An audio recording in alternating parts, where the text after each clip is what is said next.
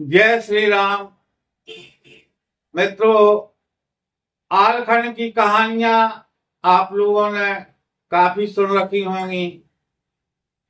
आलखंड के बारे में आप लोग काफी कुछ जानते हैं। आज मैं आपको ये बताना चाहता हूं कि आलखंड का प्रचलन इतना अधिक कैसे बढ़ गया, आलखंड कैसे रामायण के बाद दूसरे नंबर पर पढ़ा जाने वाला ग्रंथ बन गया। मैं आपको बताऊंगा। तो मित्रों, आप सभी लोग जानते हैं खंड को कई लेखकों के द्वारा अपने अपने मतानुसार लिखा गया है, लेकिन उसका मुख्य आधार रहा परमाल रासों, जो कि महाकवि जगनिक के द्वारा लिखा गया। तो परमाल रासों का एक अंश है आलखंड, और उस आलखंड को पहले बहुत कम लोग पढ़ते थे, लेकिन जहां जहां पर भी आलखंड का गायन होता था तो वीर रस का संचार हो जाया करता था। तो जिस समय हमारे देश में पहली बार क्रांति हुई, यानी 1857 की क्रांति, और मुट्ठी भर जवानों ने अंग्रेजों की इतनी विशाल सेना के छक्के छुड़ा दिए, उस समय फर्रुखाबाद में लॉर्ड इलियट की तैनाती थी। उनके मन में एक बात आई कि ऐसा क्या है जो हमारी सेनाएं इतनी साधन संपन्न होने के बाद भी इन मुट्ठी भर क्रांतिकारियों से जीत नहीं पा रही। तब उन्होंने कई प्रयास किए, कई प्रकार से उन्होंने सर्वे किया और अपनी सेना को प्रेरित करने के लिए, उत्साहित करने के लिए उन्होंने अनेकों प्रयास किए, जिसमें से एक था आलखंड का गायन। कुछ जगहों पर उन्होंने देखा कि आलखंड का गायन हुआ और वहां पर एक से एक अद्भुत घटनाएं हो गईं।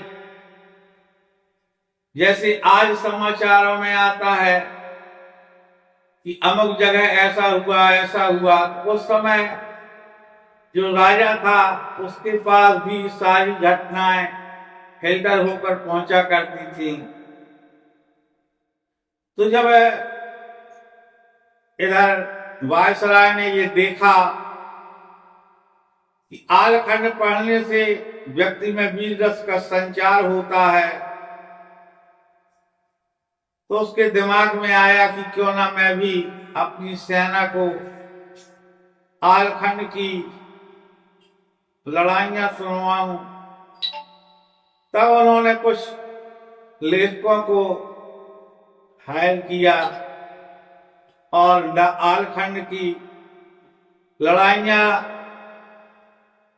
उन्होंने छपवाने का काम किया, जिसको अपनी सेना को विशेषकर सुनाया करते थे युद्ध पर जाने के पहले। और उसका एक अभूतपूर्व प्रभाव भी था कि आदमी को युद्ध की अपने आप से इच्छा जागृत होने लगती थी। आलखंड एक ऐसा काव्य है जिसको सुन ले अगर तो कायर भी तलवार चलाने का मन करने लगता है। तो ऐसे वीर काव्य को उन्होंने सर्वप्रथम अपनी सेना को सुनाया और उसका उनको लाभ भी हुआ। तो ये छोटी सी एक कहानी थी आलखंड को इतना अधिक प्रचलन में लाने वाले अंग्रेज थे। क्योंकि हम लोग तो आल्हा उदल के बाद से ही दास्ता की जंजीरों में जकड़े हुए थे। जैसा कि आप लोग सुनते आए हैं कि पहले मुगलों का शासन रहा, उसके पश्चात अंग्रेजों का शासन आया। हम अपने ग्रंथों से, साहित्य से धीरे धीरे दूर होते चले गए। तो उस स्थिति में इतना अधिक प्रचलन न हो पाता, लेकिन अंग्रेजों ने इसके लिए विशेष प्रयास किए, आलखंड का गायन करवाया, अपनी सेना को सुनाया। तो आज ये जानकारी जो मैंने आपको दी कैसी लगी जरूर बताइएगा। और अंग्रेजों के कारण ही इस खंड काव्य में बंदूकों आदि का जिक्र हुआ है, नहीं तो पहले इतनी ज्यादा बंदूकों की या तोपों की बात थी ही नहीं। खैर ये विषय अलग है, मैं आपको अगली वीडियो में बताऊंगा।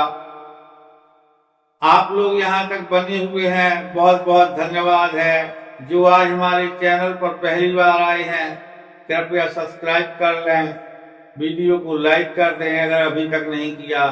सभी को पुनः धन्यवाद। जय श्री राम।